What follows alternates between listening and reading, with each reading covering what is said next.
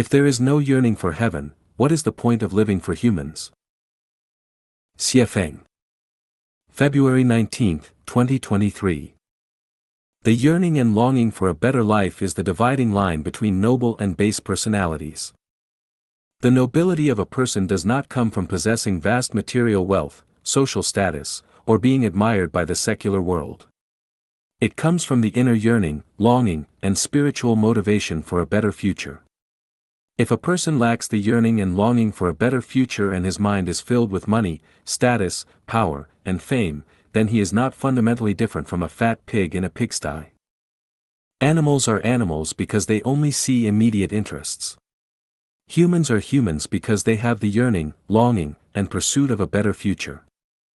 Where is the most beautiful life in the future? Of course, it is in heaven. If there is no yearning for heaven, what kind of life can humans live? Exaggerating a bit, they can live like maggots crawling on a pile of rotting flesh. Some people say that heaven does not exist. If this perception is correct, then tomorrow also does not exist. If people believe that things they cannot see do not exist, then tomorrow cannot be seen, so how can it exist?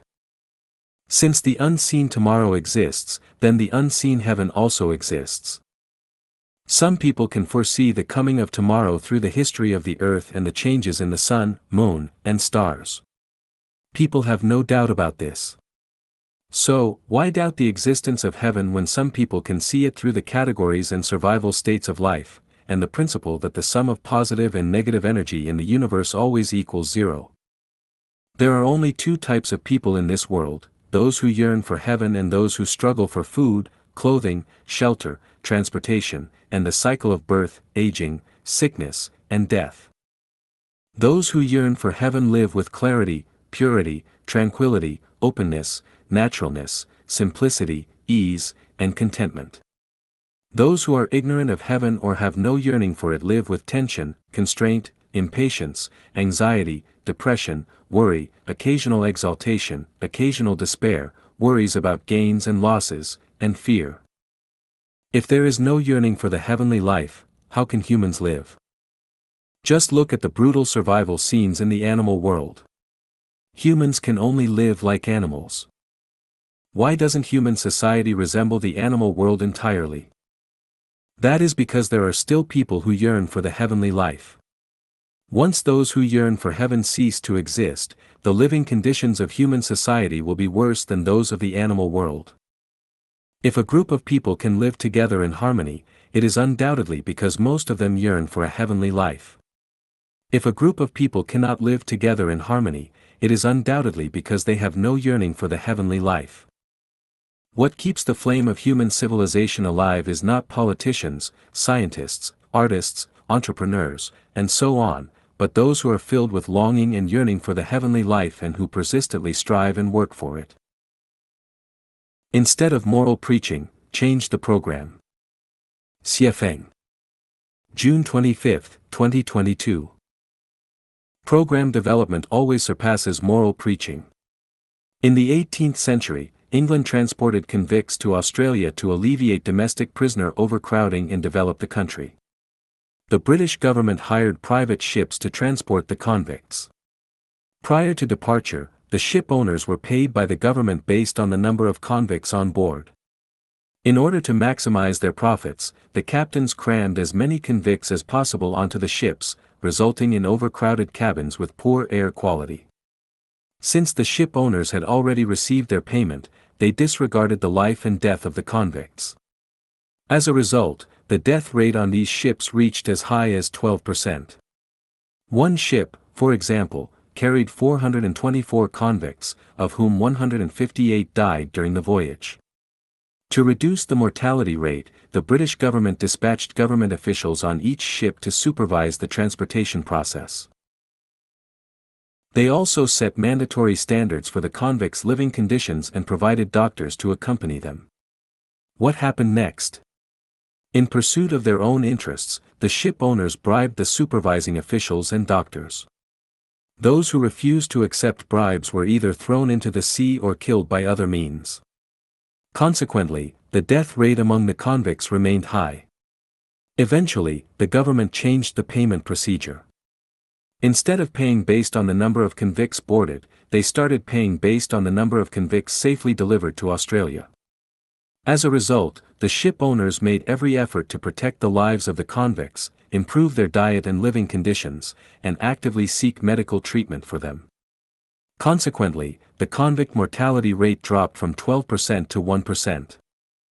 This is the effect of changing the program.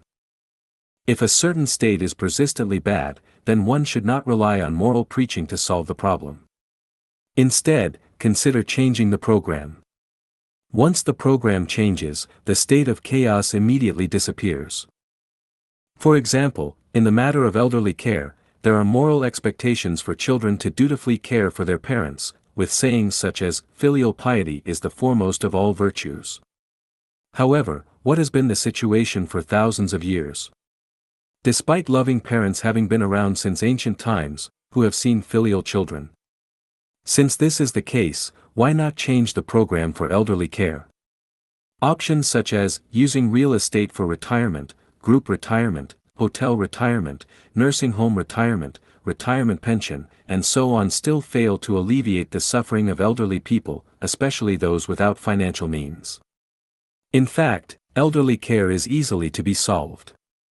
Regardless of whether the elderly have money or children, they can all live their later years happily in the second home life mode program created by Lifechanyuan. Another example is the issue of marital relationships. Few people have been able to handle marital relationships well over thousands of years, and the problems and pains that arise from managing these relationships are too numerous to list. So why get married and start a family? Does not getting married and starting a family mean one cannot live a good life? The second home mode of Lifechanyuan effortlessly resolves this problem. In this mode, there are no marital relationships, and without marital relationships, the troubles and confusions caused by relationship management disappear. By changing the program, the worries and pains are eliminated. Similarly, in the realm of raising children, reality reminds us that due to the flawed perspectives on life held by the majority of parents themselves, the values, life, and worldviews they pass on to their children remain incomplete. This brings endless confusion and setbacks on the journey of life for the next generation. Therefore, raising children in an environment where they are nurtured and educated by perfect teachers in their spiritual realm frees parents from the labor of raising children and allows children to establish correct values from a young age. Lifechanyuan has successfully proven this through 10 years of practice. Regarding the issue of funerals, people now say they can't afford to die. Why can't they afford it? Because burial plots are expensive and funeral costs are too high. The easy solution to this problem is the Lifechanyuan funeral system, created by the Lifechanyuan community. This funeral system not only makes death affordable but also allows people to depart gracefully and elegantly. As for wars between nations, for thousands of years, wars between countries have brought great harm to the people. Does humanity really lack the knowledge and wisdom to solve this problem? Not at all. Global unification and the disappearance of nations, allowing people to freely move around the world, create a sense of interconnectedness. Who would fight whom? With the massive military expenses gone, no more soldiers, and destruction eliminated, wouldn't that be wonderful? This is merely a matter of changing the program. What problem in human existence cannot be solved? Floods, droughts, epidemics, social unrest, corruption, wealth disparity, and other issues, can they be solved through moral preaching? They cannot. But by changing the production and life mode programs that humanity has followed for thousands of years, everything can be easily resolved, bringing about favorable weather, social stability, and everyone's happiness, joy, freedom, and well-being. By observing the outstanding figures throughout human history and the wise and capable individuals of today, it is evident that only Deiform Buddha of Lifechanyuan can truly lead humanity into the desired era of peace and happiness. Ziwei saint were to descend, he would still be unable to surpass Deiform Buddha.